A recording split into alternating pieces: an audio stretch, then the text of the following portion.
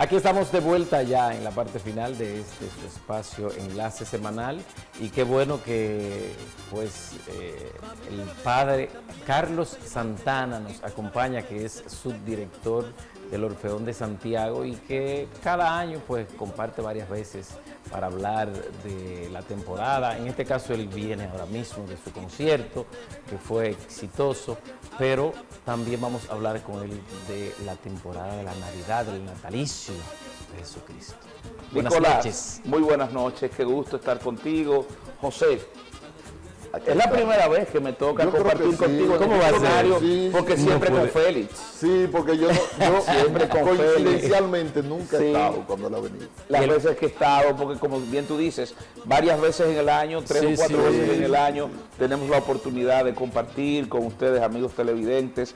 Y bueno, como bien dices, acabo de llegar de nuestro concierto que hemos ofrecido con la Capilla Musical Santiago Apóstol el Mayor, de la cual sí soy director. Sí, Todo a casa llena en la iglesia San Ramón de los Cerros de Gurabo, donde hemos tenido la oportunidad de ofrecerle a los participantes un ramillete de canciones de Navidad, ayudándoles a entrar en este espíritu de reflexión, sobre todo de lo que es el verdadero sentido de la Navidad. No esa visión moderna, no esa visión consumista, no esa visión pagana de la Navidad, sino el verdadero sentido, que es la celebración del nacimiento de Jesucristo nuestro Señor. Padre, en la mente de la gente Navidad es bebedera, Navidad es bailadera, música y pachanga. Sí, especialmente en los últimos años, porque Sí. así se ha vendido. Me gustaría que usted me diferencie cuál debiera ser el verdadero espíritu de la Navidad con relación al que nosotros manifestamos en el accionar diario. Claro, mira, el verdadero espíritu de la Navidad, ya lo decía, está en celebrar el nacimiento de Jesucristo. Ahora bien, ¿en qué consiste el nacimiento de Jesucristo? Consiste en la cercanía, en el acercarse de Dios a la humanidad, hacerse como nosotros, haciéndose solidario con nuestra condición pecadora.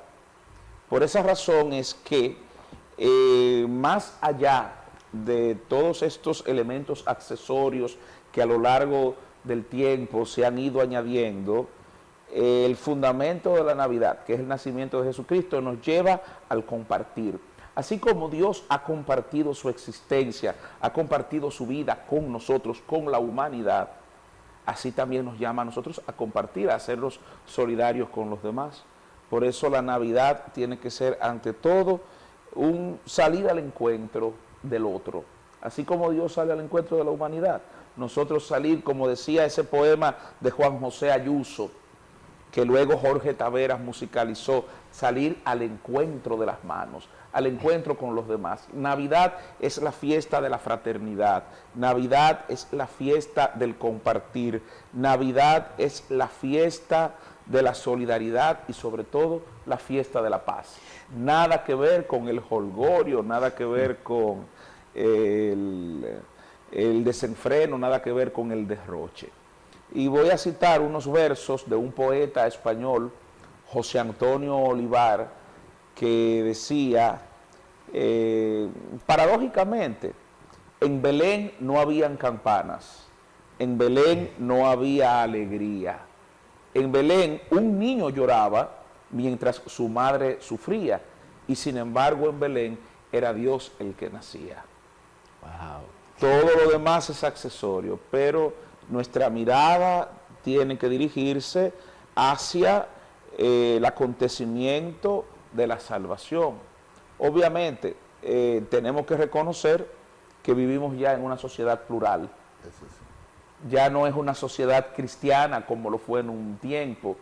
Y los grandes estrategas del marketing, pues han aprovechado que en esta época del año, pues la gente tiene, a causa del doble sueldo, tiene más dinero, pues se han aprovechado para incrementar las ventas a través de unas estrategias de mercado interesantísimas que hacen creer a la gente que lo importante es el gastar, Promueven. el consumir, lógicamente. Y si vamos al caso, ¿quiénes son los que al final se están beneficiando más de la Navidad? Un grupo que ni siquiera es cristiano. Pienso, por ejemplo, en todo el mundo, en el comercio chino, en toda la industria china. Los chinos no son cristianos en su mayoría. Eso No, la Tienen mayoría otros budista, valores, taoísta. budista. Y, sin embargo, digamos, la mayor producción de los objetos que se utilizan en la Navidad, incluso hasta la figura de los nacimientos la están Así fabricando es, en China, así es. los arbolitos lo están fabricando en China, No, y los chinos que no saben. bueno, El problema es que le están poniendo una carita rara. Rarísima, A Santa Claus, extrañísima. un Santa Claus chino. un Santa Claus chino, un no. niño Jesús chino, Sí, eso. una... Padre, en ese mismo orden, ¿cómo el cristiano verdadero debe pasar estos días, Nochebuena, Navidad? ¿Cómo debe ser? Bueno, pues lo había dicho, o sea, es una fiesta, son unos días en los que no estamos llamados a caer en la tentación del consumismo ¿Qué se hace en los templos? en los templos. En las iglesias, además de las actividades, o sea, de las celebraciones litúrgicas propias de la celebración de la misa, pues en estos días ha habido muchas actividades tipo las posadas, las mañanitas, encuentros, los conciertos, catequesis, retiros, todo esto para prepararnos a la celebración del nacimiento del Señor. Y claro, es muy válido celebrar en familia, es muy válido que nosotros tengamos la cena, el compartir, es muy válido celebrar, pero recordar que toda esta celebración, compartir regalos, muy válido también, pero es importante recordar que la razón de ser de esa celebración es Jesucristo. Y que un cristiano, como seguidor de Jesucristo, pues nunca hará algo contrario a lo que el Señor nos invita a vivir, a los valores que el Señor nos llama a vivir en el Evangelio. O sea, para un cristiano no le está permitido ningún tipo de exceso, ni en la bebida, ni en la comida, ni... Bueno, y centrarnos ciertamente en recordar que, como bien decía, y hoy estoy, escúchenme que como vengo del concierto, me vienen un poquito todos estos versos. El padre Disla, el querido padre Vinicio Disla, escribió unos versos que luego Apolinar Bueno musicalizó, y en esos versos él decía: no me reburujen esta diversión, yo solo celebro mi liberación. O sea, no me vengan, no me reburujen otra cosa, que lo que yo estoy celebrando es mi liberación, la liberación del pecado, para poder entonces vivir a plenitud mi relación con Dios, mi condición de hijo de Dios. Padre, usted dijo algo y de una vez a mí me llega a la mente lo que yo he vivido permanentemente. Usted dijo la mañanita, pero una cosa es la mañanita que se hacen desde la óptica del católico, pero aquí hasta marca de ron hacían unas mañanitas. O hacen. Todavía. O hacen, para no decir, hacían. Sí. Entonces, esa dos vertientes es bueno explicarla, porque... Y si no la hacen las marcas de ron, lo único que ahí se bebe es ron. Eso es... Sí. Hay que tener cuidado, Porque el anda mercadeo, borracho como la usted dice, mayoría de las... Claro, es el musicón, Es el la musicón, cosa. el escándalo. No, las mañanitas sí, tempranito, o una alborada, como también le llamamos, es, claro, despertar a los vecinos con villancicos, con aguinaldo. Claro. Bueno, pero por mi invitándolos casa a ir a la todavía- misa. Por mi casa todavía la iglesia católica Lo hacía. hace. Sí, Iba en la todavía. mañanita Y al despertaban final, algunos exactamente, terminamos con la celebración de la misa y compartiendo jengibre con galleta. Ya. Es muy Pero diferente. no es el musicón que a la 1, a las 2 de la mañana te despierta incitándote tomar. al consumismo, ¿no? Al consumir alcohol y todo lo que se deriva de ahí, todo lo que se va pegando. Sí. Eso es así. Porque los tiempos han cambiado Eso es así. y realmente sabemos que, si bien es cierto que antes a los niños en su inocencia le decían que le pusieran hierba para los camellos. Claro, yo me acuerdo. De Una los menta, como eran de de espíritu. espíritu, La carta. y la cartica y todo eso, pero ahora en vez de dejar la hierba a los camellos, quienes lo consumen, la hierba la consumen ellos mismos, la gente, o sea que al final se ha vuelto todo una... Es increíble. Es como la Semana Santa, realmente que ha perdido su sentido, o sea, la gente aprovecha el asueto para irse De playa. de playa. Obviamente ya tú no puedes controlar eso porque decía, vivimos en una sociedad plural. Ahora, lo que sí sería importante es que aquel que decide celebrar la Navidad de un modo diverso, respete Eso sí. respete a quién. Mira, ahí tú tienes, por ejemplo, el cacareo de todo lo que han puesto el grito en el cielo porque le limitan el horario de la venta de las bebidas. Pero eso es una contradicción, Dios mío. O sea, ¿cómo es que se puede sacrificar el bienestar de la mayoría por un grupito? Sí, sí, Porque sí. entiende, porque sabemos, y especialmente o los que somos de barrio o los que trabajamos en barrio, sabemos que esos días no dejan dormir a nadie. La música en los colmadones. Exactamente, y la gente no se deja dormir. El año pasado yo tuve, para poder celebrar la misa del 1 de enero, yo tuve que llamar al coronel de ahí de la zona, Dios mío. porque todavía era la hora de comenzar la misa y la música no se había apagado de ahí. Entonces, eso es lo que quieren, amanecer, porque aquí quizás Sí, no 4, le pongan 5, 6 límite. personas les gusta su teteo, vamos a llamarle su Así teteo, es. pero y la gran mayoría. Así que, y lo que me da, o sea, lo que realmente me causa un poco de malestar es que las autoridades en un primer momento quieren establecer orden, se presentan con pulso y después por la presión de todos los comentarios bajan la guardia. Eso Los es intereses económicos. Los intereses económicos y el populismo, Y el populismo, clientelismo. ¿Por qué eso es este así. país no avanza? ¿Por qué estamos como estamos? Porque lamentablemente el gobierno, las autoridades no tienen la voluntad política de resolver los problemas. ¿Por qué? Porque eso compromete que su simpatía Eso es. y los intereses. En estos días que hemos estado también lamentándonos por los problemas del tránsito, del tráfico, pero es que aquí realmente si existe una auténtica voluntad, se resuelve el problema Eso es del cierto. tránsito y no tener ahí a un encargado del Intran teorizando y hablando 4 plumas de burro, como decía un profesor. El problema es que estamos aquí, tenemos una serie de funcionarios ineptos que le están haciendo daño al gobierno y solo por el interés por buscar el populismo, la aceptación, la aprobación pública, no toman las medidas adecuadas. Entonces, ¿quiénes se perjudican? La población, la mayoría. Entonces, y más ahora en Navidad, que lamentablemente tenemos al final de este periodo que sacar las cuentas negativas de tantas muertes por intoxicación de bebidas alcohólicas.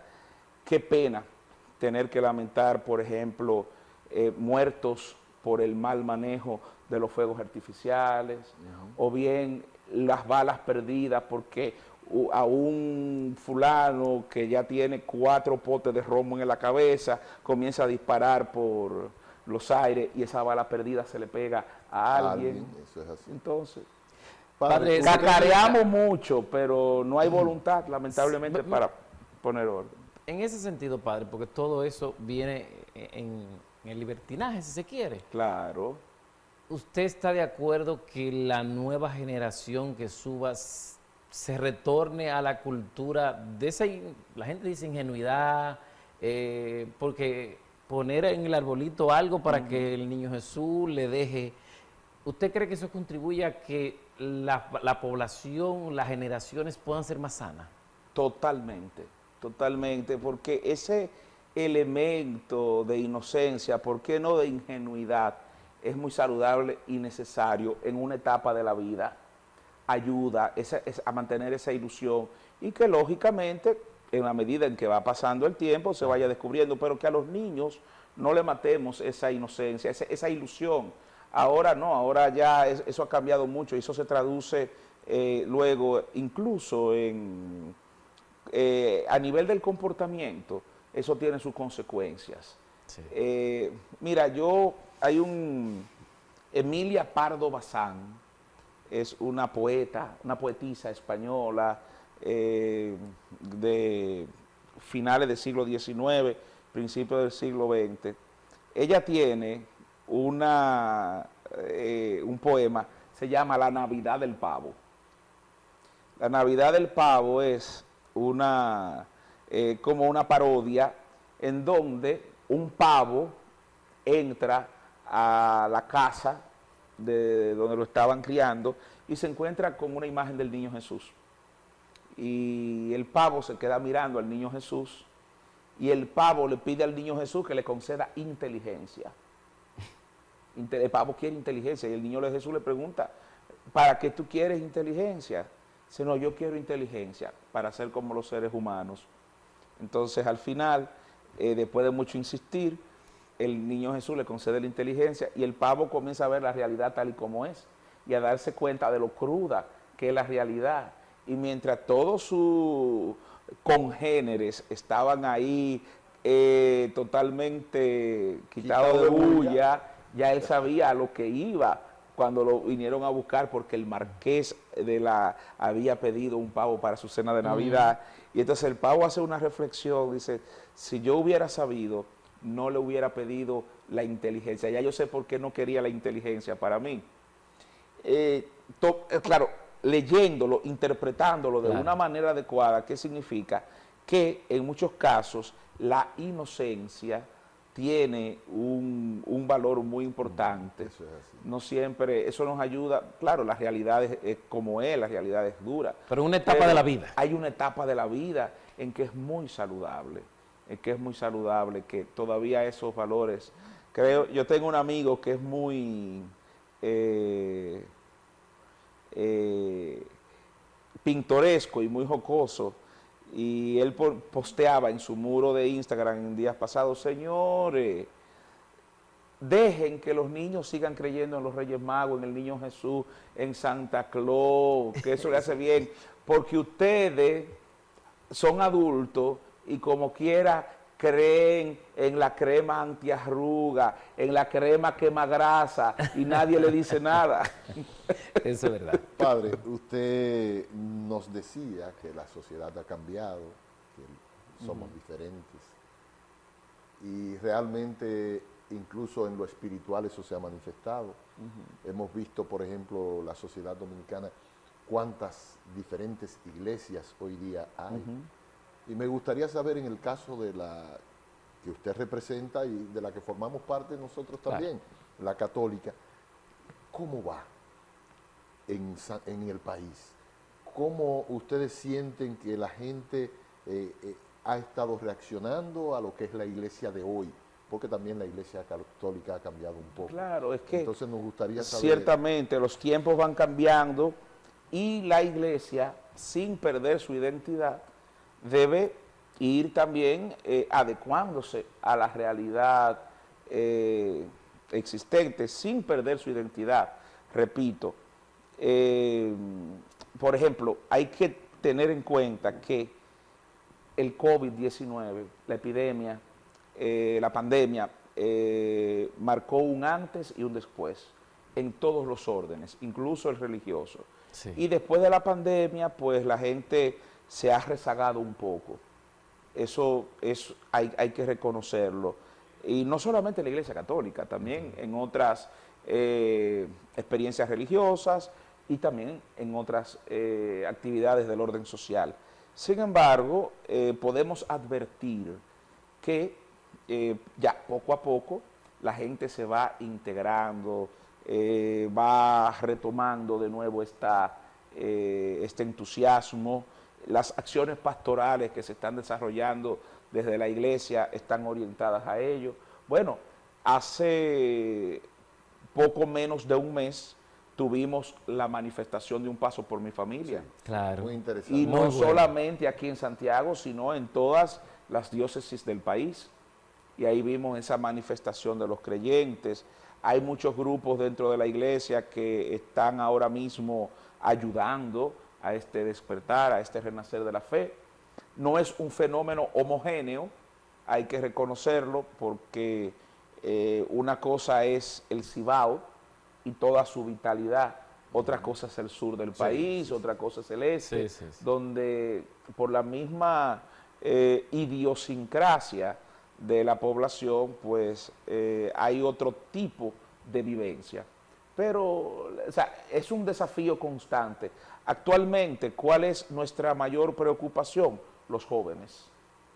Porque ya los jóvenes tienen otras aspiraciones y tienen otro modo de concebir las cosas. No es lo mismo, por ejemplo, cuando tú eras más muchacho de lo que eres ahora, que existía la pastoral juvenil, que existían los grupos de agregación social, por ejemplo, los clubes.